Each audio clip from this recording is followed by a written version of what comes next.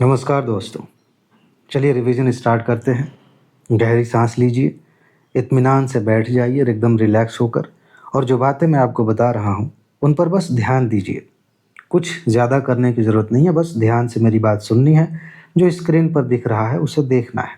जल्दबाजी करेंगे तो हो सकता है कि मन में एक झूठी तसल्ली आ जाए कि हमने जल्दी जल्दी सब कवर कर लिया, लेकिन बातें आपको याद भी तो रखनी है।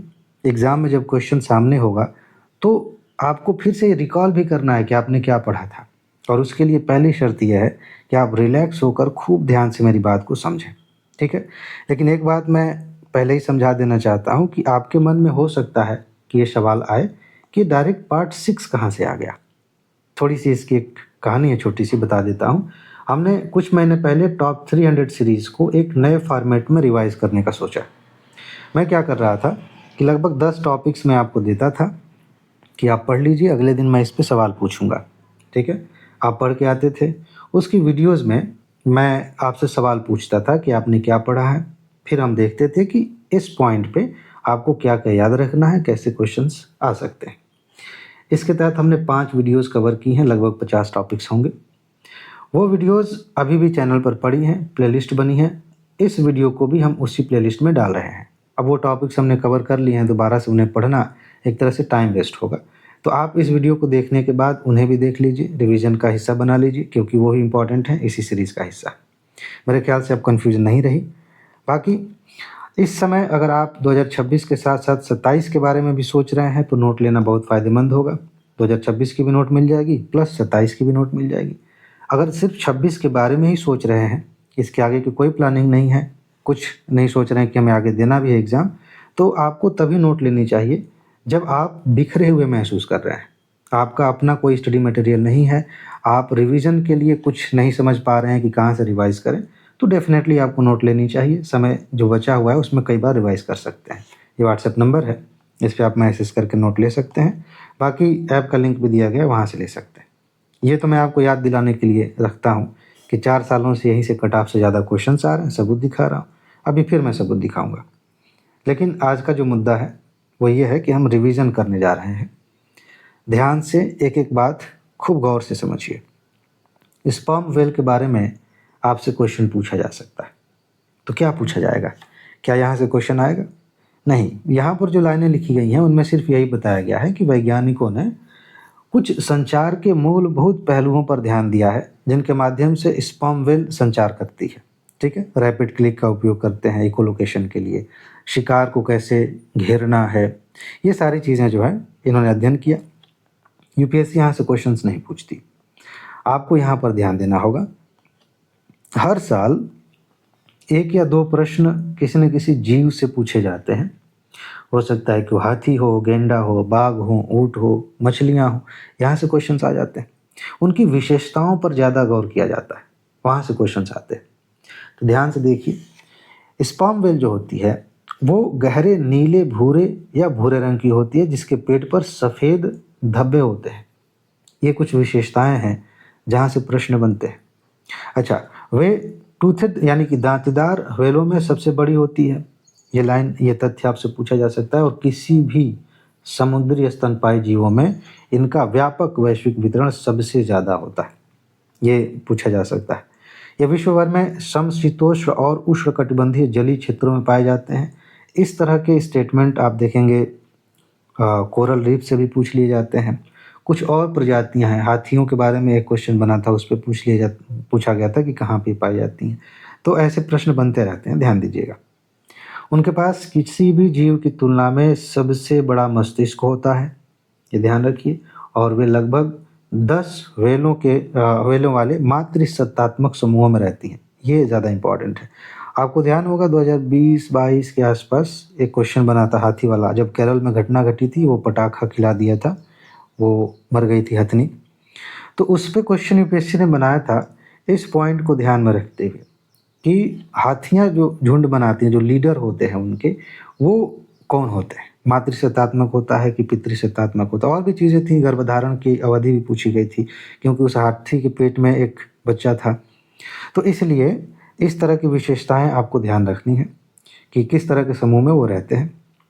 आईयूसीएन की रेड लिस्ट से अक्सर क्वेश्चंस आते हैं। असुरक्षित जोन में इसको रखा गया है सूची में। मैं बार बार कहता हूँ कि जब IUCN रेड लिस्ट आप देखें तो हिंदी वाले से ज़्यादा आप इंग्लिश वाले पर गौर करिए कि वल्नरेबल है, इंडेंजर्ड है, क्रिटिकली इंडेंजर्ड है, इस तरह से आप जो है उसको याद रखें, यूपीएससी वहाँ से पूछ लेती है। साइट्स है उसके परिशिष्ट 1 में इसको शामिल किया गया है। और वन्य जीव संरक्षण अधिनियम 1972 की जो सूची है उसमें अनुसूची 1 में डाला गया है इसको। बहुत कड़ी सुरक्षा है इसके लिए। तो ये कुछ चीज़ें हैं जहाँ से आपको प्रश्न देखने को मिल जाएंगे। लायन टेल्ड मकाक एक बंदर होता है जिसकी पूंछ होती है शेर की तरह। तो इसके बारे में भी कुछ चीज़ें चर्चा में थी, यहाँ से क्वेश्चन पूछा जा सकता है। ये भी एक जीव है जिसको हम उसी तरह से पढ़ेंगे जैसे व्हेल के बारे में भी पढ़ रहे थे। ध्यान दीजिएगा, सबसे छोटी मकाक प्रजातियों का वजन 2 से 10 किलोग्राम, शरीर की लंबाई 42 से 61 सेंटीमीटर और पूंछ की लंबाई 25 सेंटीमीटर होती है, जिसमें काले गुच्छे होते हैं जो नर मकाक में अधिक स्पष्ट दिखाई देते हैं। ये मुख्य विशेषताओं में आपसे पूछे जा सकते हैं। अच्छा, उनके चेहरे के चारों ओर एक धूसर अयाल होता है। घोड़े या शेर की गर्दन के बाल जैसे होते हैं ना, जैसे मान लीजिए अब मैं यहाँ पे कैसे शेर बना, मान लेते हैं उसका मुंह है तो यहाँ ये बाल नहीं होते चारों तरफ ऐसे, तो ये होता है जिसके कारण उन्हें दाढ़ी वाले बंदर भी कहा जाता है। तो कई बार जो है मान लीजिए बियर्ड ऐप पूछ लिया जाए किसको कहा जाता है, कुछ विशेषताएं शामिल कर ली गई, एक स्टेटमेंट बनाया गया, उसमें पूरी विशेषता लिखी गई है, इनको दाढ़ी वाले बंदर भी कहते हैं, ये कहते हैं। अब किस बंदर की बात हो रही है बताइए, तो यहाँ से क्वेश्चन पूछा जा सकता है। वंडरू के रूप में जाने जाने वाले लायन टेल्ड मकाक, इनका ये भी ध्यान रखिएगा, वंडरू एकांत पसंद करते हैं। ठीक है, ये केवल 20 से 30 सदस्यों वाले समूह में अपनी परिचित सीमा के भीतर ही रहते हैं, ये अपना एक अलग समाज बना के रहते हैं, तो ये चीज़ आप ध्यान रखिएगा। समूह के प्रमुख नर मैकाक अपने क्षेत्र में प्रवेश करते समय अन्य को सचेत करने के लिए मानव जैसी तेज आवाज़ का उपयोग करते हैं, उफ ऐसे कुछ करते हैं। अच्छा, आवाज़ से क्वेश्चंस बनते हैं, ये आप ध्यान रख लीजिए। ये प्राइमेट का मतलब होता है ऐसा जीव जो एक खास जगह पे ही पाया जाता है और कहीं नहीं पाया जाता। कोई जीव हो सकता है किसी देश में प्राइमेट हो, मतलब सिर्फ उसी देश में पाया जाता हो, स्थानिक जिसको हम बोलते हैं, स्थानिक प्रजाति वहीं की। तो भारत के पश्चिमी घाट में कर्नाटक, केरल, तमिलनाडु के वर्षा वनों के ये मूल निवासी हैं। ये चीज़ आपको ध्यान रखनी है। लगभग 2500 मैकाक वहाँ पाए जाते हैं, उतनी भी ज़्यादा जनसंख्या नहीं है इनकी। वालपराई पठार जो है इसको अलग एंगल से आपसे पूछा जा सकता है, इसमें शामिल किया जा सकता है। अपने वृहद चाय और काफ़ी बागानों के साथ साथ जंगल के भागों से घिरा हुआ अनामलाई टाइगर रिजर्व का हिस्सा है। तो कभी कभी ऐसे भी प्रश्न बन जाते हैं कि ये जीव किस टाइगर रिजर्व में पाया जाता है, बने हैं ऐसे प्रश्न, ध्यान रखिएगा। तथा पश्चिमी घाट में लायन टेल मकाक की 40 से ज़्यादा आबादी का आवास है ये वालपराई पठार, यहाँ से क्वेश्चन बन सकता है। ठीक है, चलिए आगे बढ़ते हैं। ये भी आप ध्यान रखिएगा, लायन टेल्ड मकाक अधिकतर उष्णकटिबंधीय नम सदाबहार वनों की ऊपरी भागों में रहते हैं। जब मैं आपको पढ़ाता हूँ, कोई भी टॉपिक पढ़ाता हूँ, खासकर भूगोल और इन्वायरमेंट के जो टॉपिक्स होते हैं, तो उसमें एक टॉपिक के बहाने बाकी चीज़ें भी याद दिलाता हूँ। कुछ लोगों को कभी कभी लगता है कि सर एक्स्ट्रा टाइम ले रहे हैं, वो एक्स्ट्रा टाइम नहीं है, एक्स्ट्रा नॉलेज है। यहाँ पर जैसे उष्ण कटिबंधीय नम सदाबहार वन हम पढ़ रहे हैं किस एंगल से, लायन टेल्ड मकाक के नज़रिए से। अगर आप पीवाईक्यू देखते हैं तो आपको पता होगा कि चंदन पे लगभग 3 बार प्रश्न पूछे गए। भारतीय चंदन, रेड सेंडर्स, इन पे क्वेश्चंस बनते हैं। वनस्पतियों का लोकेशन, किस तरह की वनस्पति कहाँ पर पाई जाती है, ये लगभग हर साल एक क्वेश्चन बन रहा है। तो मैं इस बहाने याद दिला रहा हूँ कि भूगोल में जो आपने वनस्पतियों वाला टॉपिक देखा है, नोट दी गई है, उसे एक बार अच्छे से पढ़ लीजिएगा। आगे आएगा तो मैं बताऊंगा ही, लेकिन ध्यान दिलाने के लिए ज़रूरी है। खैर, तथा मुख्य रूप से फलों और बीजों का वजन करते हैं, लेकिन पत्तियों, कलियों, कीड़ों और छोटे कशेरुकों का भी ये सेवन करते हैं। अभी पिछले साल नहीं, 2024 में एक क्वेश्चन पूछा गया था, किसी जीव पे अभी एग्जैक्ट ध्यान नहीं है, पूछ लिया जाता है कि सिर्फ शाकाहारी हैं, मांसाहारी हैं, ऐसे क्वेश्चन, ये स्टेटमेंट बनाया गया था। तो आप देख रहे हैं कि इसमें कीड़ों को भी ये खाते हैं, तो ये शाकाहारी तो नहीं है, इस एंगल से भी प्रश्न पूछा जाता है। बाकी IUCN के रेड लिस्ट में लुप्त प्राय है, साइट्स की परिशिष्ट 1 में शामिल है और अनुसूची 1 में 1972 वाले कानून में अनुसूची 1 में शामिल है। ठीक है, इनको क्या खतरे हैं, क्या मुद्दे हैं, आप आँख बंद करके, मान लीजिए अभी आगे क्या लिखा है मैं नहीं दिखा रहा हूँ, आँख बंद करके गेस कर सकते हैं कि जीवों को क्या खतरा हो सकता है। इंसान जैसा जानवर बाकियों का आवास जो है अब कैप्चर कर रहा है, उद्योग के लिए, खनन के लिए, घर बनाने के लिए, खेती के लिए। तो सबसे बड़ी दिक्कत यही है, बाकी क्लाइमेट चेंज वगैरह तो है ही, तो उनके आवास का विनाश हो रहा है। यूपी पीसीएस में एक क्वेश्चन हर 2-3 साल में रिपीट किया जाता है बार बार कि वन्य जीवों के विलुप्त होने का सबसे बड़ा कारण क्या है, और हर बार उसका उत्तर वही होता है। पिछले साल 118 क्वेश्चंस मैंने दिखाए, उसके पहले 78 क्वेश्चंस, 72 क्वेश्चन, ये सबूत मैं दिखा रहा हूँ क्योंकि मैंने पिछले 35 सालों के क्वेश्चंस मैंने देखे हैं, लगभग याद से हो गए हैं। एक चीज़ मैं बहुत अच्छी अनाउंस करने जा रहा हूँ, एक बात ध्यान रखिएगा। जैसे यूपी पीसीएस में 35 साल का हमने किया है, उससे अलग पैटर्न में, क्योंकि यूपीएससी का की डिमांड अलग है, मैं 32 सालों वाली एक सीरीज स्टार्ट कर रहा हूँ। इसमें क्या होगा थोड़ा समझ लीजिए, बहुत ज़रूरी है। कुछ ही दिन में इसकी वीडियो आने वाली है। क्वेश्चन पूछ लिया गया एक टॉपिक पे, विकल्पों में 2-3 टॉपिक और दे दिए गए, तो एक क्वेश्चन में जितने टॉपिक्स दिए गए हैं उन सब पे एक शॉर्ट नोट होगी, सारे पक्ष कवर किए जाएंगे और आप उसे तुरंत लेके अच्छे से रिवाइज कर सकते हैं, बार बार उसे पढ़ सकते हैं। तो सिर्फ एक टॉपिक तैयार नहीं हो रहा है, यूपीएससी जहाँ जहाँ सोच रही है उन सभी टॉपिक्स को हम तैयार करेंगे 32 साल वाली सीरीज में। और 2027 वाले ग्रुप में आप जुड़े हैं तो उसमें आपको मिल जाएगा। फिलहाल वापस आते हैं, कॉलेजियम सिस्टम से क्वेश्चन पूछा जाएगा। न्यायपालिका पिछले 1-1.5 सालों में बहुत कई कारणों से चर्चा में रही है, उसमें एक है कॉलेजियम सिस्टम। थोड़ा ढंग से देख लेते हैं इसको, पॉलिटी में भी आप इसको पढ़ते हैं। अगर आपसे पूछा जाए कि कॉलेजियम क्या है, तो भाई सिंपल सी चीज़ है, न्यायाधीशों की नियुक्ति और स्थानांतरण की एक प्रणाली है। सिंपल एक क्वेश्चन पूछा जाता है, मैं सबूत भी दिखाता हूँ। अभी ट्रिक वाली मैराथन वीडियो आई थी, आप खोज के उस वीडियो को देख के जाइएगा, ये बहुत ज़रूरी है। मैंने मैराथन वीडियो बनाया है जिसमें बताया है कि आप कैसे समझेंगे कि ये कथन सही है या गलत है, कैसे उन प्रश्नों को भी सही करेंगे जो बिल्कुल नहीं आते। तो आप देख लीजिएगा, उसमें मैं बताता हूँ कि पॉलिटी में एक स्टेटमेंट पूछा जाता है कि ये इसकी व्याख्या संविधान में की गई है, इसको परिभाषित किया गया है संविधान में, हो सकता है इसे भी पूछ लिया जाए। संसद के किसी भी अधिनियम से इसको नहीं लाया गया, संविधान के किसी भी प्रावधान में ऐसी कोई बात नहीं कही गई है।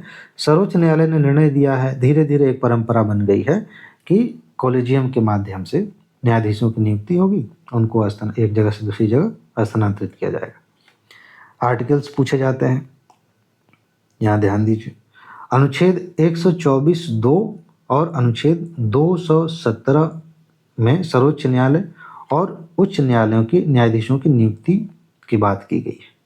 ये चीज़ आप ध्यान रखिएगा।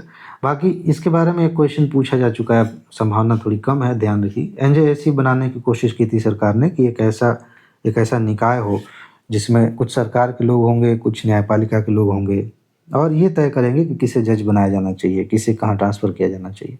बाद में इसको असंवैधानिक घोषित कर दिया गया था 2018 में। ठीक है, तो ये एक रेफरेंस के लिए है। कॉलेजियम प्रणाली के बारे में थोड़ा सा समझ लीजिए, ये पूरी तरह से पॉलिटी का टॉपिक है लेकिन करंट में आता रहता है। तो ये आप जानते हैं, ये संस्था है स्थानांतरण नियुक्ति वाली, ना तो संवैधानिक है ना ही वैधानिक है। इसकी स्थापना उच्च न्यायालय के निर्णय से हुई, अभी मैंने बताया आपको। यहाँ ध्यान दीजिए, सर्वोच्च न्यायालय के कॉलेजियम की अध्यक्षता सर्वोच्च न्यायालय के मुख्य न्यायाधीश द्वारा की जाती है। सुप्रीम कोर्ट के जो चीफ जस्टिस होते हैं वही इसके अध्यक्ष होते हैं। इसमें सर्वोच्च न्यायालय के 4 अन्य वरिष्ठतम न्यायाधीश भी शामिल होते हैं, तो कुल मिला के 5 लोग होते हैं। इस पर भी अलग अलग तरीके से क्वेश्चन पूछ लिया जाता है कि किसी संस्था में, किसी बॉडी में कितने मेंबर्स होते हैं। जैसे 1-2 बार निर्वाचन आयोग पर ही क्वेश्चन पूछ लिया गया है, और भी संस्थाओं पर प्रश्न पूछे गए। इस चीज़ का विकास हुआ था, अलग अलग न्यायाधीशों के मामले आए थे। 1981 में आया था, 1993 में आया था। एक बार पढ़ लीजिएगा, क्वेश्चन आने की संभावना थोड़ी सी कम है, लेकिन एक बार पढ़ लेंगे तो बैकग्राउंड मजबूत हो जाएगा, बेस मजबूत हो जाएगा। ये आप एक बार देख सकते हैं। बाकी हम देखते हैं सुप्रीम कोर्ट के जो मुख्य न्यायाधीश होते हैं उनकी नियुक्ति कैसे होती है। इम्पॉर्टेंट है, ध्यान देने वाली बात है। देखिए, सर्वोच्च न्यायालय के मुख्य न्यायाधीश और अन्य जजों की नियुक्ति भारत के राष्ट्रपति द्वारा की जाती है। ये बात आप ध्यान रखिएगा, कई बार बेसिक सी बात हम भूल जाते हैं, हमें लगता है कि प्रधानमंत्री द्वारा की जाती है या किसी और द्वारा। मुख्य न्यायाधीश की नियुक्ति से संबंधित कई विवादों के बाद अब मुख्य न्यायाधीश की नियुक्ति वरिष्ठता के आधार पर होती है। ये भी ध्यान रखिएगा, इसका भी कुछ कानून नहीं बना है, बस एक परंपरा है। बीच में इंदिरा गांधी के समय में ऐसा हुआ था कि इसको तोड़ा गया था, इस पैटर्न को। बाकी सामान्य सा पैटर्न है कि जो सबसे सीनियर हैं उन्हें सुप्रीम कोर्ट का चीफ जस्टिस बनाया जाएगा, अर्थात उच्चतम न्यायालय के मुख्य न्यायाधीश के रूप में उच्चतम न्यायालय के सबसे वरिष्ठ न्यायाधीश की नियुक्ति की जाती है। ये एक तथ्य याद रखिएगा। बाकी की नियुक्ति कैसे होती है आप बता सकते हैं? अभी कितने न्यायाधीश हैं हमारे सुप्रीम कोर्ट में? ऑप्शन दे रहा हूँ, 30, 32, 34, 35, 36। बताइए।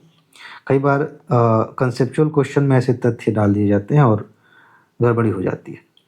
फिलहाल सर्वोच्च न्यायालय में न्यायाधीशों की नियुक्ति के लिए मुख्य न्यायाधीश सर्वोच्च न्यायालय के 4 अन्य वरिष्ठतम जजों से परामर्श करके राष्ट्रपति से कहते हैं कि सर ये हम लिस्ट दे रहे हैं, हमें लगता है कि नया जज बनाया जाना चाहिए, आप सिग्नेचर कर दें तो काम हो जाए। वो सिग्नेचर कर देते हैं सिफारिश पे, फिर हो जाता है, नियुक्ति हो जाती है। ये सिंपल सी चीज़ है।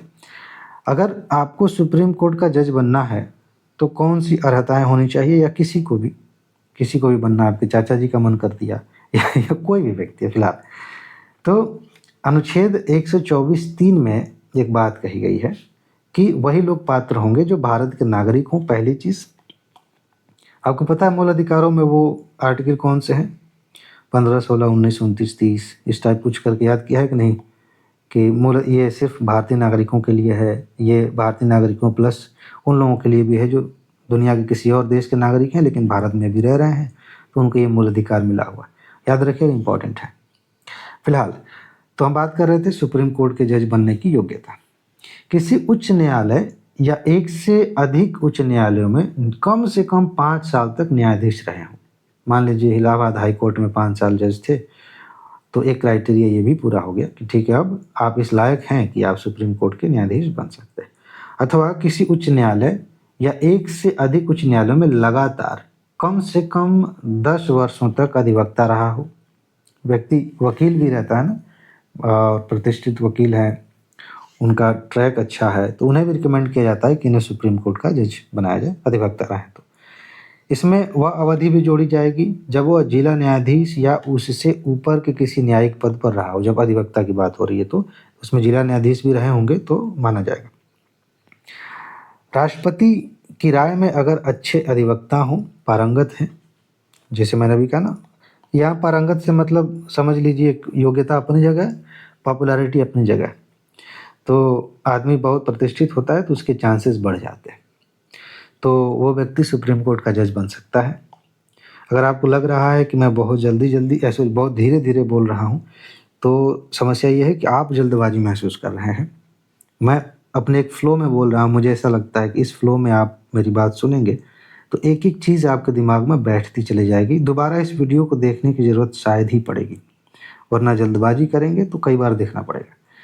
हाई कोर्ट के न्यायाधीश की नियुक्ति कैसे होती है महाराज?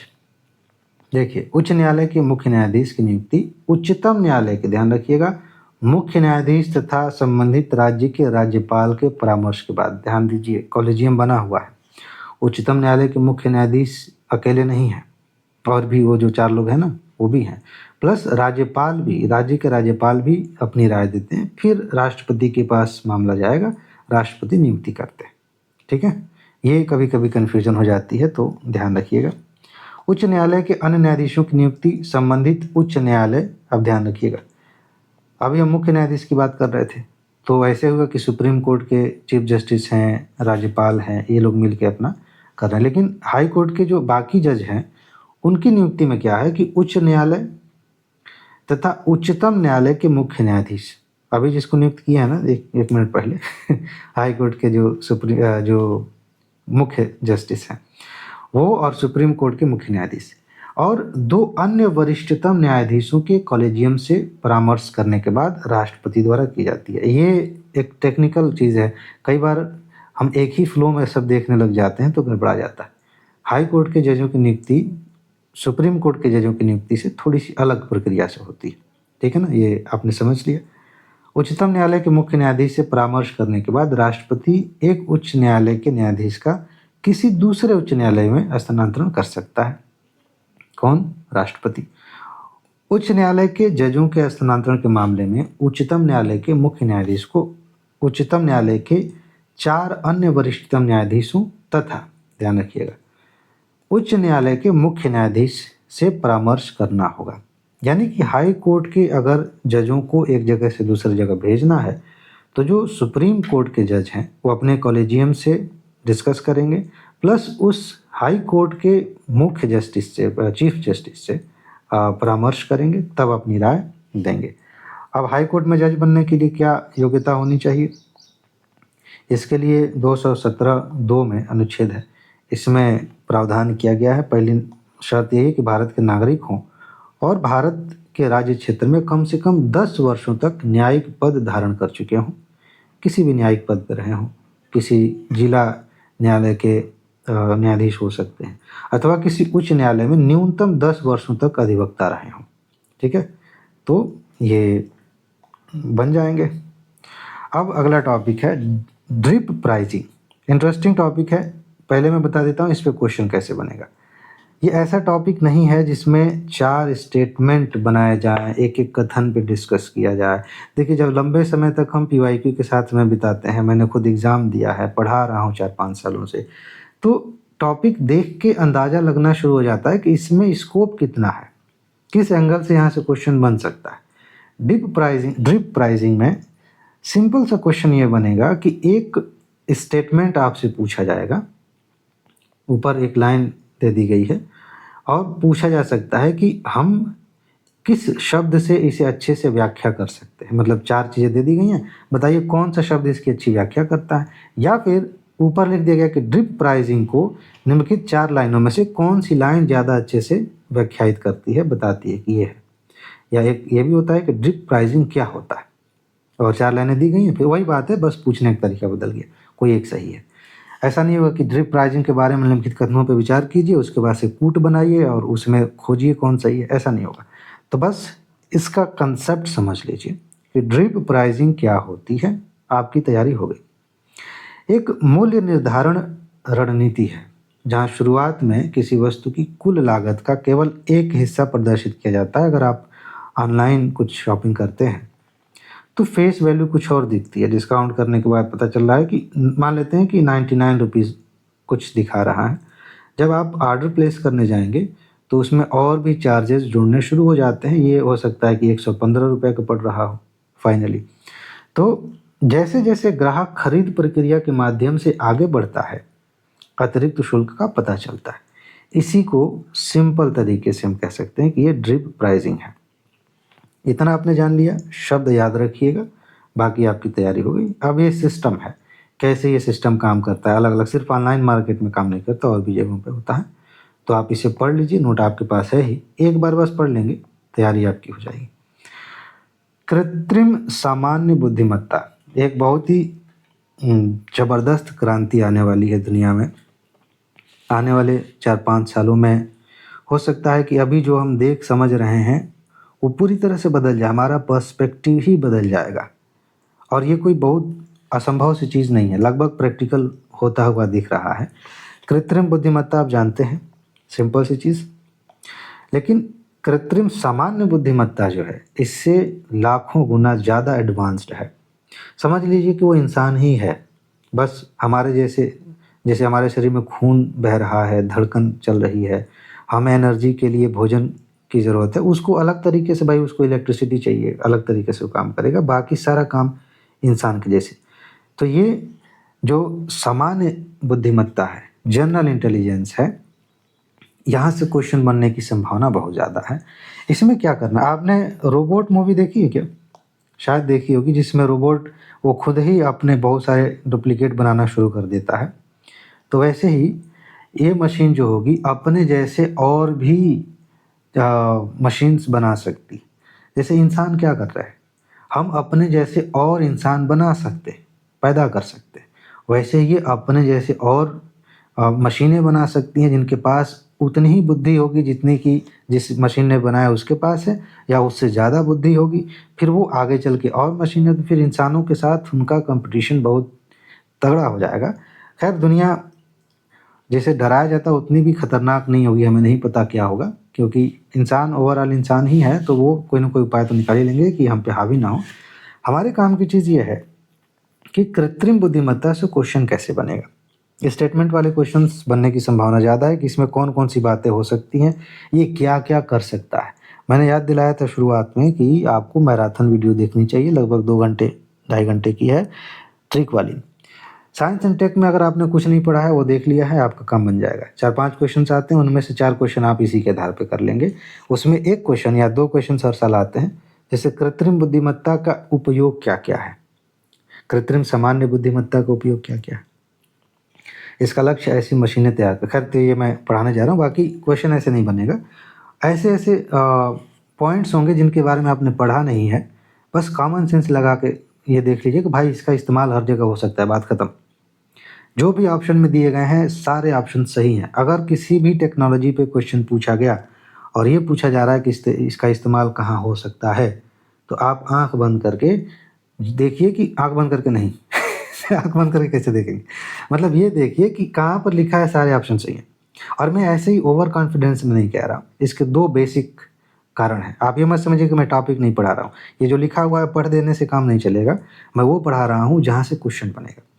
तो मैं ये कह रहा हूँ कि आपसे जब क्वेश्चन पूछा जाएगा, तो एक क्वेश्चन ये इस तरह से बन सकता है कि कहाँ-कहाँ इसका उपयोग हो रहा है, और ऑप्शन ऐसे दे दिए गए। और दूसरा तरीका ये है कि आपको एक ही लाइन बना के, मतलब मेन क्वेश्चन है और 4 लाइनें दे दी गई हैं, उनमें पूछा जाएगा कि कौन-कौन सही है और कोड बना दिए जाएँगे बाद में। इन सब में जब भी आप इस तरह से क्वेश्चंस देखें, तो जो मैं कह रहा हूँ कि सारे ऑप्शन सही हैं वो खोजिए, उसके 2 कारण हैं। पहला कारण ये है कि अभी जितनी टेक्नोलॉजी आ रही है, हमें खुद नहीं पता है कि इसका कितना ज़्यादा यूज़ हो सकता है। एग्ज़ामिनर भी आज जो कह रहा है कि ये ऑप्शन हमें दिख रहे हैं, उसे भी नहीं पता है कि भविष्य में इसका क्या इस्तेमाल हो सकता है। बहुत ज़्यादा हो सकता है। ये सबसे बड़ा, सबसे मजबूत तर्क है कि इसके आधार पे आप कह सकते हैं। और दूसरी चीज़ ये है कि चाहे कोई भी किताब पढ़ लीजिए, कोई भी नोट ले लीजिए, किसी भी टेक्नोलॉजी के उपयोगों को बहुत लिमिटेड, जो मेन बातें होती हैं उन्हीं के दायरे में समझाया जाता है। सब कुछ लिखना शुरू कर दिया जाए कि इसका एग्रीकल्चर में भी इस्तेमाल होगा, मेडिकल में भी इस्तेमाल होगा, उस पे पूरी थीसिस लिख दी जाए, तो बहुत लेंदी हो जाएगी। एक ही टॉपिक आप साल भर पढ़ते रह जाएँगे। इसलिए बहुत कम चीज़ें लिखी जाती हैं। तो ये 2 मजबूत तर्क हैं जिनके आधार पे आप ऑप्शन डी या जहाँ भी लिखा हो कि सब सही है। ध्यान रखिएगा मैं किस फॉर्मेट की बात कर रहा हूँ। कोई भी टेक्नोलॉजी कहाँ-कहाँ यूज़ की जा सकती है, इस एंगल से क्वेश्चन पूछा जाए तो। ठीक है? फिलहाल ये कृत्रिम सामान्य बुद्धिमत्ता क्या है? अपनी जैसी मशीनें तैयार कर सकती हैं, जिसमें तर्क की शक्ति होगी, सामान्य ज्ञान, अमूर्त सोच, जैसे हम लोग सोचने लगते हैं, कुछ भी दिमाग में चलता है, फिर कुछ क्रिएट करते हैं, वैसा बैकग्राउंड भी इसको ध्यान में रहेगा। हर तरह का, मतलब जो इंसान कर सकता है, लगभग वैसी क्षमता इसके पास होगी। तो ये है कृत्रिम सामान्य बुद्धिमत्ता। बाकी सामान्य बुद्धिमत्ता पे 4 सालों से मैं पढ़ा रहा हूँ, सॉरी आर्टिफिशियल इंटेलिजेंस पे, तो आपको पता है आगे भी है, ये सब पढ़ लीजिए। यहाँ भी जो चीज़ें मैं मुझे लगता है कि आपको अच्छे से पता है और कॉमन सेंस के आधार पे आप करने वाले हैं, उस पे ज़बरदस्ती टाइम नहीं देना चाहता, उससे कोई फ़ायदा नहीं होगा। अंतर्राष्ट्रीय आपराधिक न्यायालय आईसीसी, ये आईसीसी क्रिकेट वाला नहीं है। हाँ, इसमें आपको क्या ध्यान रखना है, यह गंभीर अंतर्राष्ट्रीय अपराधों के आरोपी व्यक्तियों की जांच और मुकदमा चलाने वाला पहला अंतर्राष्ट्रीय स्थायी न्यायालय है। जैसे देश में एक सुप्रीम कोर्ट होता है, वैसे दुनिया में एक सुप्रीम कोर्ट है। जो गंभीर अपराध करके कोई व्यक्ति है, कोई संस्था है, भागा है या जो भी पकड़ाया है, उस पर मुकदमा करना है या उसकी जांच करनी है, तो उसके लिए एक न्यायालय बनाया गया है। एक संविधि, एक आप कहिए कि एग्रीमेंट हुआ था, रोम संविधि उसको कहा जाता है, 1998 में अपनाया गया था, 2002 में लागू हुआ था। तो उसके तहत जो है इसकी स्थापना की गई थी। ये पूछा जा सकता है। इतने सदस्य देश हैं, ये नहीं पूछा जाएगा। बाकी इम्पॉर्टेंट बात यह है कि भारत इसमें शामिल नहीं है। भारत के साथ साथ इजराइल, अमेरिका, रूस, चीन, ये सब शामिल नहीं है। या अब पता नहीं फिर ऐसी चीज़ें बनाने का फ़ायदा क्या है। अमेरिका दुनिया भर की चीज़ें इधर उधर बकवास करेगा, लेकिन बहुत सारी जगहों पे जहाँ पे लगता है कि शामिल होने से भारत तो इस वजह से नहीं शामिल होता कि भाई जब तुम लोग नहीं, इतने बड़े-बड़े देश इसमें शामिल नहीं हो, हमें क्यों फँसा रहे हो फिर? कि हमारे ऊपर जाँच हो जाए, हम पे मुकदमा चले लेकिन तुम्हारे ऊपर नहीं होगी। भाई सबके लिए होना चाहिए ना। तो ये सब शामिल नहीं है बड़े-बड़े देश, तो भारत में ही शामिल है, इसका अपना तर्क है। तो फिलहाल ये कुछ देश हैं जो शामिल नहीं है, ये आप ध्यान रखिएगा। आधिकारिक भाषाएँ पूछी जा सकती हैं, फ्रेंच है, अंग्रेजी है, अरबी, चीनी, रूसी, स्पेनिश, इन भाषाओं में मुकदमा चलता है, कार्यवाही होती है। और ये एक बाध्यकारी संस्था है, ध्यान रखिएगा। मतलब इसके जो निर्णय होते हैं वो बाध्यकारी होते हैं, उनको लागू करना अनिवार्य है, उसे मानना अनिवार्य है। लेकिन बाध्यकारी किस पर है? जो लोग उसके सदस्य हैं, जो 124 देश हैं वो उसके सदस्य हैं। मलेशिया 124वां बना था 2019 में, अभी का अपडेट पता नहीं, लेकिन वो इम्पोर्टेंट भी नहीं है। तो ये कुछ बातें हैं। हाँ, एक ये चीज़ ध्यान रखिए, जैसे इंटरपोल है उसके पास अपनी पुलिस नहीं है, जिस देश का मामला होता है उसी देश की पुलिस के साथ कोऑर्डिनेट करते हैं। वैसे इनके पास अपना स्वयं का पुलिस बल नहीं है और यह राज्य के सहयोग पर निर्भर है, जो संदिग्धों की गिरफ्तारी और आत्मसमर्पण के लिए आवश्यक है। तो इंटरपोल जैसा मामला इसका भी है जाँच-वाँच के मामले में, ये चीज़ ध्यान रखिएगा। बाकी कुछ अतिरिक्त घटक हैं, ये आप चाहें तो एक बार पढ़ सकते हैं, उतना वही इम्पोर्टेंट नहीं, लेकिन एक बार आपको पढ़ लेना चाहिए। जो मेन बातें हैं मैंने बता दी, बाध्यकारी है और भारत इसमें शामिल नहीं है, किस लिए बनाया गया है ये चीज़ आप ध्यान रखिएगा। 18 वर्ष से कम आयु के किसी भी व्यक्ति के संबंध में इसको कोई अधिकार प्राप्त नहीं है, चाहे कुछ भी कितना भी गंभीर मामला हो। 18 वर्ष से कम आयु का कोई व्यक्ति है तो उस पर मुकदमा नहीं कर सकते, उस पर जाँच नहीं कर सकते। भारत क्यों नहीं शामिल हुआ ये थोड़ा बहुत मैंने डिस्कस कर ही लिया, आप एक बार पढ़ सकते हैं इसको। ओबीसी की सूची से क्वेश्चन बन सकता है, कई सालों से चर्चा में है, इसके लिए एक समिति भी बनाई गई थी। राष्ट्रीय पिछड़ा वर्ग आयोग, यहाँ से तो एक क्वेश्चन पूछा गया था 2023-24 के आसपास, वो विकल्प वाले नहीं होते कूट वाले, कौन कौन संवैधानिक संस्थाएं हैं, मैंने सबूत भी दिखाया था इस पर। तो आगे चल के ये एनसीबीसी जो है, शॉर्ट फॉर्म आपको दिखेगा, इसका फुल फॉर्म है राष्ट्रीय पिछड़ा वर्ग आयोग। 102वें संविधान संशोधन अधिनियम के तहत ये संवैधानिक संस्था बन गई थी। उसके पहले एक तरह से अधिनियम के तहत ही बनाई गई थी, संवैधानिक संशोधन नहीं करके इसको संवैधानिक दर्जा नहीं दिया गया था, अभी हो गया है। बाकी ओबीसी लिस्ट में मतलब क्वेश्चन कहाँ से बनेगा वो मैं आपको दिखा देता हूँ। यहाँ देखिए, भारतीय संविधान में ओबीसी की कोई मानक परिभाषा नहीं है, ये बहुत इंपॉर्टेंट है। बार बार कहता हूँ कि ऐसे लाइनें पूछी जा रही हैं, ध्यान रखिएगा। संविधान में कोई परिभाषा नहीं दी गई कि किसको ओबीसी कहा जाएगा। सामाजिक और शैक्षणिक रूप से पिछड़े वर्गों को आमतौर पर अन्य पिछड़ा वर्ग ओबीसी के रूप में माना जाता है। ओबीसी सूची के बारे में अगर देखा जाए तो वर्तमान में प्रत्येक राज्य के लिए 2 ओबीसी सूचियां हैं। एक होता है केंद्रीय स्तर पर, जब आप कास्ट सर्टिफिकेट बनवाने जाएंगे तो सेंट्रल एग्ज़ाम देना है तो सेंट्रल वाला बनवाते हैं, स्टेट एग्ज़ाम देना है तो स्टेट वाला बनवाते हैं, ठीक है। और एक राज्य स्तर वाली होती है, राज्य सरकार की पहलों के लिए उसका कोई लाभ लेना है तो उसके लिए। एक प्रॉब्लम यहाँ पे है, कई बार एस्पिरेंट्स फेस करते हैं, हो सकता है कि आप ओबीसी में हैं, ठीक है, आप सेंट्रल वाला बनाने जाएं तो आपका ना बने, लेकिन स्टेट वाला बनाने जाए तो बने। उसका रीज़न ये हो सकता है कि स्टेट में आपको ओबीसी माना गया है लेकिन सेंट्रल लिस्ट में आपको ओबीसी नहीं माना गया, तो सेंट्रल लिस्ट में आप जनरल कैटेगरी में बाय डिफ़ॉल्ट आ जाएंगे, ठीक है। ये चीज़ ध्यान रखिएगा। केंद्रीय सूची, ये अनुच्छेद महत्वपूर्ण है, आप ध्यान रखिएगा। संविधान का अनुच्छेद 342A(1) राष्ट्रपति को राज्य के राज्यपाल के परामर्श से किसी विशेष राज्य या केंद्र शासित प्रदेश के संबंध में ओबीसी की केंद्रीय सूची निर्दिष्ट करने के लिए अधिकृत करता है। इसका मतलब यह है कि जो सेंट्रल लिस्ट है जिसमें ओबीसी जातियों के नाम दिए गए हैं, उसमें किसी जाति का नाम जोड़ना है तो ये काम राष्ट्रपति करते हैं राज्य के राज्यपाल से परामर्श करके। और राज्यपाल से परामर्श का मतलब आप समझ लीजिए कि जो मुख्यमंत्री हैं उनकी कैबिनेट है, वही तो सलाह देगी राज्यपाल को, फिर वो राज्यपाल राष्ट्रपति से कहेंगे। तो ये पूरा एक पॉलिटिकल सिस्टम होता है, ये अपने मन से 2 लोग मिलकर नहीं करते हैं, ठीक है ना, इसे ध्यान रखिए। इसके अलावा ओबीसी की केंद्रीय सूची में कोई भी संशोधन अगर करना हो तो केवल संसद द्वारा ही किया जा सकता है। केंद्रीय सूची से अगर किसी जाति को बाहर निकालना है, किसी को ऐड करना है, तो ये संशोधन जो करना है वो संसद करेगी। और वहाँ भी हमने राष्ट्रपति की बात की थी। राष्ट्रपति वहाँ भी अपने मन से कुछ नहीं कर रहे हैं, ठीक है। कैबिनेट है, संसद है, पूरा प्रोसेस है, उसके तहत होता है।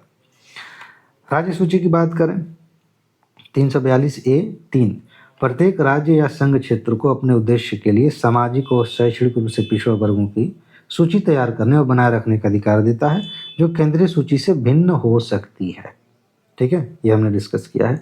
आरक्षण की बात करें तो ये आर्टिकल आपको ध्यान रखना है। 15 और 16 शैक्षणिक संस्थानों में प्रवेश और सार्वजनिक रोजगार में ओबीसी के लिए आरक्षण का प्रावधान करते हैं। जैसे आप यूपीएससी का एग्ज़ाम देते हैं, पीसीएस का एग्ज़ाम देते हैं, या किसी यूनिवर्सिटी में एडमिशन लेते हैं, इस अनुच्छेद के तहत ये अधिकार दिए गए हैं। और इसका मतलब ये नहीं कि परिभाषा दी गई है, अभी मैंने आपको याद दिलाया था। 1990 में मंडल आयोग बना था, 27% आरक्षण लागू किया गया था उसके बाद से ओबीसी के लिए। ये पूछा नहीं जाएगा, लेकिन मेंस में आप इसको लिख सकते हैं। बाकी कुछ यहाँ पर अभी उतना खास नहीं है।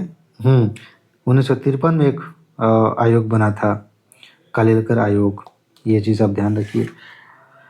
हाँ, वो मंडल आयोग ने जो है ना 90 के आसपास अपनी रिपोर्ट दी थी, गठन पहले ही किया गया था, ये चीज़ आप ध्यान रखिएगा। बाकी ओबीसी के बारे में, एनसीबीसी के बारे में थोड़ा जान लीजिए, यहाँ से इम्पोर्टेंट है। राष्ट्रीय आयोग जो मैंने अभी कहा था ना कि शॉर्ट फॉर्म में एनसीबीसी कहेंगे उसको। अनुच्छेद इसका पूछा जाता है, पूछा गया है एक बार, पीसीएस में भी पूछा जाता है। 338B 102वें संविधान संशोधन अधिनियम से 2018 में इसे संवैधानिक दर्जा दिया गया। ये पूछा जाता है कि कौन कौन सी संस्थाएं संवैधानिक है, वैधानिक है, विधिक है। पता है कि नहीं? पिछले 5 सालों में कम से कम 50 बार मैंने याद दिलाया होगा, फिर भी एक बार याद दिला देता हूँ क्योंकि यहाँ से क्वेश्चंस बनते हैं। देखिए, अगर एक संविधान संशोधन लाया गया और बाकायदा संविधान, जैसे यहाँ देखिए अनुच्छेद लिखा गया, अनुच्छेद 338B, ये बी जोड़ा गया इसी के लिए। 338 ओरिजिनल अनुच्छेद है, ठीक है। तो अगर अनुच्छेद बना दिया गया, उसमें कुछ जोड़ दिया गया और उसके तहत कोई संस्था है, तो उसे हम संवैधानिक कहेंगे। लेकिन ऐसे भी कानून बनते हैं, जैसे एनजीटी है, ग्रीन ट्रिब्यूनल है, तो एक कानून बनाया गया, उस कानून के तहत कहा गया है कि इसकी निगरानी के लिए, इसे लागू कराने के लिए एक संस्था होनी चाहिए, संस्था बन गई, तो उससे हम वैधानिक कह देते हैं, कानूनी संस्था कह देते हैं, विधिक कह देते हैं, लेकिन संवैधानिक नहीं कहेंगे। संवैधानिक उसे ही कहेंगे जिसके लिए संविधान में अनुच्छेद है। कुछ संस्थाएं ऐसी हैं जो प्रस्ताव से ही बन जाती हैं, जैसे नीति आयोग है, सरकार ने प्रस्ताव पारित किया, योजना आयोग की जगह नीति आयोग आ गया। तो ऐसे क्वेश्चंस पूछे जाते हैं, इनका ध्यान रखिएगा। 338B के तहत केंद्र और प्रत्येक राज्य सरकार को ओबीसी के अधिकारों को प्रभावित करने वाले सभी प्रमुख नीतिगत मामलों पर एनसीबीसी से परामर्श करना अनिवार्य है, उसके बिना काम नहीं होगा। इनसे पूछना पड़ेगा। ये पूछा जा सकता है कि इस संस्था में सदस्य कितने होते हैं। एक अध्यक्ष होता है, एक उपाध्यक्ष होता है, और राष्ट्रपति साहब 3 अन्य सदस्य इसमें शामिल करेंगे। टोटल मिला दें तो 5 लोग इसमें होता है, ठीक है। एक अध्यक्ष, एक उपाध्यक्ष। बहुत सारी संस्थाएं ऐसी हैं जिनमें उपाध्यक्ष का पद नहीं होता है, सीधे अध्यक्ष होंगे और मेंबर्स होंगे, ठीक है। इनकी सेवा शर्तें जो भी है वो राष्ट्रपति तय करते हैं, ये चीज़ ध्यान रखिएगा। शक्तियाँ आप जानते हैं, सिविल न्यायालय की सभी शक्तियाँ इनके पास होती हैं, और ये जांच वगैरह भी कर सकते हैं, और समन भेज सकते हैं कुछ लोगों को, ये सारी शक्तियाँ इनके पास हैं। अग्रिम मूल्य निर्धारण समझौता, एडवांस प्राइसिंग एग्रीमेंट, जिसको APA कहा जाता है, और दोहरा कराधान बचाव समझौता। यहाँ आपसे इसका कंसेप्ट पूछा जा सकता है, क्योंकि ये हर साल किसी न किसी देश के साथ होता रहता है। तो आपसे ये नहीं पूछा जाएगा कि अभी किसके साथ हुआ है, बहुत हुए हैं समझौते, लेकिन बेसिक इसका मतलब अगर आपको पता है और यूपीएससी ने पूछ लिया कि अग्रिम मूल्य निर्धारण समझौता क्या है, या इसके बारे में जो बातें लिखी गई हैं उनमें से सही कौन है, तो आप बेसिक जानेंगे तभी तो बता पाएंगे। चलिए इसको मैं पढ़ देता हूँ। APA जो होता है, एडवांस प्राइसिंग एग्रीमेंट, हस्ताक्षरों में, APA हस्ताक्षरों में या उछाल स्थानांतरण मूल्य निर्धारण नियमों के बढ़ते महत्व और करदाताओं को, नहीं, यहाँ पे ये काम की बात नहीं है, आगे है, यहाँ से शुरू करते हैं। APA करदाता और कर प्राधिकरण के बीच स्थानांतरण कीमतों पर एक औपचारिक व्यवस्था है, ठीक है। व्यवसायों को कर अधिकारियों द्वारा उनके लेन देन की कीमतों को चुनौती दिए जाने के जोखिम को कम करने की अनुमति देता है। परेशान मत होइए, अभी समझ में आ जाएगा कि ये किस तरह का कार्यक्रम है, किस तरह की चीज़ें ये होती हैं। एपीए कार्यक्रम का व्यापार में करने में सुलभता को बढ़ावा देने से देने के भारत सरकार के मिशन में महत्वपूर्ण योगदान, इसका मतलब महत्वपूर्ण योगदान है, विशेष रूप से बहुराष्ट्रीय उद्यमों के लिए। कई बार ऐसा होता है ना कि मन में समझ में आ रहा है कि मुझे आपको ये बताना है, अब पढ़ के समझाने के चक्कर में सब गड़बड़ा जाता है। देखिए सीधी सी बात है कि ये समझौता इसलिए होता है ताकि टैक्स वाला जो सिस्टम है उसको सिंपल बनाया जा सके। एक पक्षीय जो होता है समझौता होता है, ये घरेलू संस्थाओं के बीच लेन-देन के जोखिम को कम करता है। विदेशी संस्थाओं के साथ लेन-देन पर दोहरे कराधान से बचने की कोई गारंटी नहीं है। अन्य एपीए प्रकारों की तुलना में अपेक्षाकृत ये कम कार्यवाही है। एक सेकंड रुक जाइए, थोड़ा सा रुकना पड़ेगा।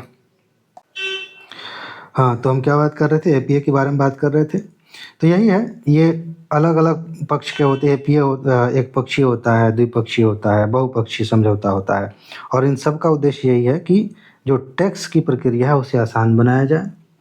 एक ही व्यक्ति व्यवसायी है, वो अलग-अलग जगहों पे अलग-अलग देशों में टैक्स नहीं दे, ठीक है? उसका काम आसानी से चले, उसके लिए देशों के बीच में या एक ही देश के अंदर संस्थाओं और कर लेने वाली संस्थाओं के बीच में एग्रीमेंट होते हैं, ठीक है? ये बेसिक सी चीज़ है, आपसे ये सिंपल सा पूछा जा सकता है। एक चीज़ यहाँ पर आपको ध्यान देनी है, यहाँ पर एपीए एक स्वैच्छिक प्रक्रिया है, मर्जी है आपकी, और स्थानांतरण मूल्य निर्धारण विवादों को हल करने के लिए अपील और अन्य दोहरे कराधान अपवंचन समझौतों की पूरक होती है। ये मैं कह रहा था कि इसके बारे में पूछा जा सकता है कि अधिकतम कितने साल का ये समझौता हो सकता है। 9 वर्ष अधिकतम इसकी लिमिट है, उसके बाद फिर दोबारा कर लेंगे। ये चीज़ आपको ध्यान रखना है। बाकी एक और टॉपिक था इसमें, बाकी सीबीडीटी के बारे में आप जानते हैं? थोड़ा सा बता देता हूँ। एक वैधानिक संस्था है, अभी हम बात कर रहे थे, मतलब कानून बना के इसको बनाया गया है। केंद्रीय राजस्व बोर्ड अधिनियम 1963 के तहत और वित्त मंत्रालय के राजस्व विभाग का एक हिस्सा है। टैक्स वैक्स से संबंधित आप जानते ही हैं, ये डिपार्टमेंट है। हाँ, दोहरा कराधान बचाव समझौता, ये सिंपल है, बस याद दिलाने के लिए कि दो देशों के बीच में होता है। वो एपीए जैसा ही है ये मामला। उसमें ये होता है कि भाई जो व्यवसायी हैं, जो काम कर रहे हैं, वो ऐसा ना हो कि एक यहाँ भी भारत में भी टैक्स दे रहे हैं, किसी और देश में भी टैक्स दे रहे हैं, क्योंकि वहाँ भी उनकी संस्था है।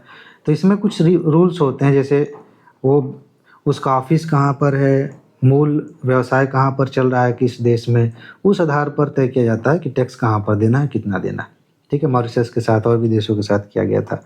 तो बस ये याद दिलाने के लिए ठीक है, बाकी कुछ खास इसमें इम्पोर्टेंट नहीं है। एक बार आप पढ़ लीजिएगा, आपका काम हो जाएगा। बाकी और कौन से टॉपिक्स हैं? हाँ, ग्रेविटी होल। ग्रेविटी होल से एक क्वेश्चन आपसे पूछा जा सकता है। क्वेश्चन ये पूछा जा सकता है कि ये ग्रेविटी होल क्या है। आपको पता है कि पृथ्वी का आकार एग्जैक्ट वैसा गोल नहीं है जैसा हम ग्लोब में देखते हैं, या ऊपर से इमेज जो मतलब अंतरिक्ष का इमेज जो हमें दिखाया जाता है, ये देखेंगे तो थोड़ा सा ये कुछ ऐसा, ये थोड़ा सा चपटा है, इधर भी थोड़ा सा चपटा है। इसको हम जियोइड कहते हैं, पृथ्वाकार हिंदी में कहते हैं। कि पृथ्वी का अपना खुद का आकार है, किसी गोले से, संतरे से, सेब से तुलना करने की जरूरत नहीं है। पृथ्वी जैसी है, ठीक है। तो क्या है कि पृथ्वी का आकार और गुरुत्वाकर्षण इसके धरातल पर एक समान नहीं होते। इसके स्थान पर गुरुत्वाकर्षण बल ध्रुवों पर अधिक होता है, ऐसे क्वेश्चंस पूछे गए हैं, और भूमध्य रेखा पर कम होता है, जिससे गुरुत्व विसंगति की परिघटना होती है, ग्रेविटी एनोमली की घटना होती है। हर जगह एक जैसा गुरुत्वाकर्षण नहीं है। तो कभी कभी ये भी पूछा जा सकता है कि ग्रेविटी एनोमली क्या है, क्यों होती है। तो आप बताएंगे कि देखिए, पृथ्वी का आकार हर जगह एक जैसा नहीं है, ग्रेविटी हर जगह बराबर नहीं लगती, इसलिए ऐसी विसंगति आ जाती है, उसे ही हम ये कहते हैं ग्रेविटी एनोमली। अच्छा, इसके अतिरिक्त गुरुत्वाकर्षण बल पृथ्वी के भीतर क्रस्ट, मेंटल और कोरोड के द्रव्यमान वितरण के आधार पर भिन्न होता है। हिंद महासागर में ग्रेविटी होल इसका एक उदाहरण है। अब ग्रेविटी होल सीन में आता है। ग्रेविटी होल, जिसे आधिकारिक तौर पर इंडियन ओशन जियोइड लो कहा जाता है, हो सकता है कि आपसे ये पूछ लिया जाए। हम ग्रेविटी होल टॉपिक दिमाग में रख रहे हैं और प्रश्न पूछा गया इंडियन ओशन जियोइड लो क्या है, तो फिर गड़बड़ा जाएगा। तो ध्यान रखिएगा, उसी की बात हो रही है। इसके रूप में जाना जाता है, जिसका आशय समुद्री स्तर में एक विशाल निम्न भूभाग क्षेत्र है जो वैश्विक औसत से लगभग 106 मीटर कम है और लगभग 1.2 मिलियन वर्ग मील क्षेत्र को कवर करता है। इसकी उत्पत्ति भारत के दक्षिणी सिरे से होती है और इसे सबसे पहले 1948 में डच भूभौतिकवादी फिलिक्स एंड्रीज वेनिंग माइनेज द्वारा प्रकाश में लाया गया था। ये यहाँ पर जैसे ये भारत है ना, ये श्रीलंका है, इधर इधर का ये जो क्षेत्र है, आप देखेंगे जो मैप होता है उसमें जो सबसे ज़्यादा नीला है मतलब ज़्यादा गहरा है, यहाँ बीच में आपको दिखाई देगा ये। तो ये लो है, मतलब बहुत नीचे एक तरह से का ये मैदानी हिस्सा है। समुद्र में आप जब उचावच पढ़ते हैं तो इसको हम कहते हैं समुद्री मैदान। जैसे मान लीजिए कि ये महाद्वीप है, ठीक है, और यहाँ से पानी शुरू हो रहा है, तो इसमें अलग अलग तरह की स्थलाकृतियाँ होती हैं, ऐसे ऐसे होता है। यहाँ ट्रेंच हो गया, तो इस तरह का जो क्षेत्र है उसी की बात ये हो रही है, ग्रेविटी लो। तो उसके रीजन हमने देख लिए, वो कहाँ पे है वो भी हमने देख लिया। बस ये कीवर्ड आपको पता होना चाहिए तो आप सही कर लेंगे। Negative leap second interesting topic है और इसमें भी बस थोड़ा सा समझना है, आपसे पूछा जाएगा, आप बता देंगे। देखिए क्या है कि पृथ्वी कुछ दशकों में सामान्य से थोड़ी तेज घूम रही है। अभी क्या हो रहा था कि जलवायु परिवर्तन के कारण ग्रीनलैंड और आर्कटिका में ग्लेशियर और हिम परत बड़ी तेजी से पिघल रही है, जिससे पूरे ग्रह पर दबाव का पुनर्वितरण हो रहा है। अब जहाँ बर्फ एक जगह इकट्ठी थी वहाँ से पिघल के बह के कहीं और जाएगी तो यहाँ पे दबाव कम हो ही जाएगा ना। और पृथ्वी का अपनी धुरी पर घूमना थोड़ा सा धीमा हो गया है। पृथ्वी कुछ दशकों से सामान्य से थोड़ी तेज घूम रही थी। अब क्या हो रहा था कि जो टाइम कीपर है, इस वृद्धि को समायोजित करने के लिए विश्व भर की घड़ियों में एक अतिरिक्त लीप सेकंड जोड़ा जाता है। उन्होंने 1970 के दशक में ऐसा से अब तक 27 बार किया है कि हर साल 1 सेकंड जोड़ा जाता है, लीप सेकंड। लीप सेकंड को वर्ष 2026 में पहली बार हटाने की योजना थी, क्योंकि पृथ्वी थोड़ी तेज घूम रही थी, अब थोड़ी धीमी हुई, तो अब सोचा गया कि जोड़ा नहीं जाएगा, 1 सेकंड कम करते हैं। तो इसको हटाने की योजना थी। इस परिवर्तन को उन्होंने नेगेटिव लीप सेकंड का, क्योंकि अब तक हम जोड़ रहे थे, अब हम घटा रहे हैं 1 सेकंड, तो इसको नेगेटिव लीप सेकंड का। बात समझ में आई? पृथ्वी सामान्य तौर पर थोड़ा सा ज़्यादा तेज घूम रही थी, तो हर साल 1 सेकंड हम जोड़ जोड़ के हिसाब बराबर कर रहे थे। अब बर्फ़ पिघल रही है, चीज़ें बदल रही हैं, दाब का वितरण हो रहा है अलग अलग जगहों पे अलग अलग तरह से, तो अब थोड़ी सी धीमी हो गई। तो ये जो हम जोड़ रहे थे, अब जोड़ने के बजाय 1 सेकंड घटाएंगे ताकि हिसाब समय सही से चलता रहे, तो उसको हम नेगेटिव लीप सेकंड कहते हैं। ये सिंपल सी बात है, बाकी कुछ खास नहीं। ब्रह्मांड का 3D मानचित्र बनाने की कोशिश की गई थी, मानचित्र बनाया गया था। एक इंस्ट्रूमेंट है डार्क एनर्जी स्पेक्ट्रोस्कोपिक इंस्ट्रूमेंट, जिसको DESI कहते हैं। देसी कह सकते हैं लेकिन हमारे यहाँ का देसी है नहीं, ये विदेशी है। खैर, तो इसका काम ये है ना कि ये आकाश गंगाओं का ऑब्जर्वेशन करता है, अंतरिक्ष के जो पिंड हैं उनका अवलोकन करता है। तो उसी से ये मानचित्र बनाया गया था। लेकिन हमें जो पढ़ना है वो ये है, यहाँ से क्वेश्चन पूछा जाएगा कि ब्रह्मांड का जो मूल घटक है वो क्या है। 3 घटक है। एक सामान्य पदार्थ है जिसको हम देख लेते हैं, ये जो पिंड हैं और भी चीज़ें हैं, जो कण हैं जिन्हें हम अपनी आँखों से देख सकते हैं, मशीनों के माध्यम से देख सकते हैं, इलेक्ट्रॉन प्रोटॉन, ये कुछ हम ऑब्जर्व कर सकते हैं। ये 5% ही है। बाकी डार्क मैटर है जिसे हम जानते हैं कि कुछ तो है लेकिन देख नहीं सकते, हमारे इंस्ट्रूमेंट भी उन्हें नहीं देख सकते। और एक है डार्क एनर्जी, इसके बारे में भी जानते हैं लेकिन अगेन इसे भी हम देख नहीं सकते, अपने शरीर से इसको अनुभव भी नहीं कर सकते। ये ज़्यादा है। फिलहाल क्वेश्चन यहाँ से भी बन सकता है, बाकी थोड़ा सा यहाँ से भी बन सकता है। सामान्य पदार्थ में आप जानते हैं वो सब कुछ जिसे हम सीधे देख सकते हैं, इलेक्ट्रॉन प्रोटॉन न्यूट्रॉन, ये सब कुछ ठोस गैस तरल, ये सब। डार्क मैटर में क्या होता है, ये जगह घेरता है और अपना द्रव्यमान रखता है। डार्क मैटर, ये पूछा जा सकता है कि डार्क मैटर की विशेषता क्या है, तो ये जगह भी घेरता है, अपना द्रव्यमान भी रखता है। डार्क मैटर अदृश्य होता है और प्रकाश के साथ संपर्क नहीं करता, जिससे इसका सीधे निरीक्षण करना असंभव हो जाता है। ये बात आप ध्यान रखिएगा। यह गुरुत्वाकर्षण प्रभाव डालता है, जैसा कि तारों, गैस और आकाशगंगाओं की गति पर इसके प्रभाव से प्रमाणित होता है। ऐसा माना जाता है कि डार्क मैटर आकाशगंगाओं के चारों ओर प्रभामंडल बनाता है और यह बड़ी आकाशगंगाओं की तुलना में बौनी आकाशगंगाओं में अधिक प्रचलित है। अब है डार्क एनर्जी। ये क्या होती है? डार्क एनर्जी एक अज्ञात बल है जो गुरुत्वाकर्षण का प्रतिकार करता है। गुरुत्वाकर्षण आप जानते हैं, किसी भी चीज़ को अपनी तरफ खींचने की जो शक्ति है किसी पिंड में, उसे गुरुत्वाकर्षण सामान्य तौर पे कहते हैं। ये उसके खिलाफ कह लीजिए या फिर उस पे गुरुत्वाकर्षण का असर ही नहीं होता है, कह सकते हैं। जिससे ब्रह्मांड के विस्तार में तेजी आती है इसकी वजह से। इसी डार्क एनर्जी की वजह से आपने पढ़ा होगा कि आकाशगंगाएं एक दूसरे से दूर जा रही हैं, ब्रह्मांड फैल रहा है इसी डार्क एनर्जी की वजह से। डार्क मैटर की तरह अदृश्य होने के बावजूद डार्क एनर्जी का एक अलग प्रभाव होता है जो आकाशगंगाओं को एक साथ खींचने के बजाय अलग कर देता है। ये ऐसा नहीं है कि आकाशगंगाएं द्रव्यमान से एक दूसरे को खींच रही हैं और पास पास आ रही हैं, ये दूर जा रही हैं। हालांकि जब आप ऑसिलेशन थ्योरी पढ़ेंगे तो पता चलेगा कि एक बार बिग बैंग हुआ, ये चीज़ें आकाशगंगाएं जो भी सूरज तारे पृथ्वी जो भी बने हैं ये दूर दूर जा रहे हैं। फिर एक समय आएगा कि फिर एक दूसरे के पास आएंगे, सिमट जाएंगे। फिर ये कई बार आज अब तक हो चुका है कि ब्रह्मांड कई बार फैला है, सिकुड़ा है, फैला है, सिकुड़ा है। ये सब थियरीज हैं, असलियत किसी को पता नहीं है।